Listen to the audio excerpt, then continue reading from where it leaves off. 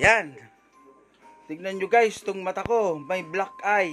Wala na ang pagkagwapo ko kasi natamaan ng siko nung nagbasketball kami. Ayan, tuloy. Wala na. Kulay ubi na itong ano ko. Itong mata ko. Pero, ang ano natin ngayon ay, ang subject natin ngayon ay ang anak kong kumakain dito sa loob ng kwarto. Tara na at panuorin natin siya. Tignan natin siya kung paano siya kumain ngayon. At sigurado, ang laki-laki na ng tiyan niya.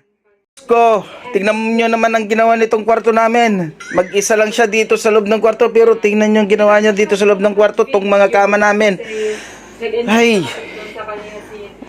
ano tong pinagkakain mo? May chocolate na naman. Tignan mo, ang gulo-gulo tong kwarto natin. At ito yung anak ko. May paham-ham pa siya. Ayan, nagtatago siyang kumakain. Ayaw niyang ipakita kung paano siya kumain. Ayan. Tignan niyo tong tiyan niya. Tignan niyo tong tiyan niya. Busog-lusog na. Yan. Yan ang baby ko.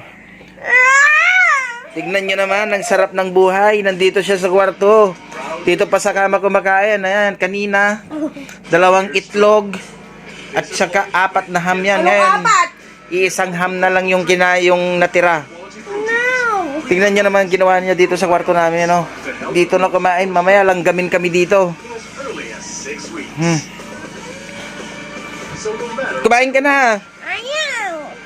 Kumain ka na para makita yung ano mo, yung belly mo. Yan, yung belly niya. Yung belly. Laki-laki na ng tiyan niya. Nahiya pa daw siyang ipakita na ang takaw-takaw niya.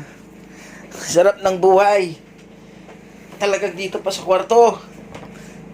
Diyos ko naman. Ang laki-laki ng mesa natin dun sa labas. Dito ka pa sa kwarto talaga kumain. Tingnan mo, ginawa mo dito sa kama. Kama pa. Kwarto pa ba ng mga matitinong tao? Diyos ko. Umalis ka! Punta na lang ako doon sa labas kasi hindi ko kayang tignan tong ginawa niya dito sa kwarto namin. Kaya sa labas na lang muna ako.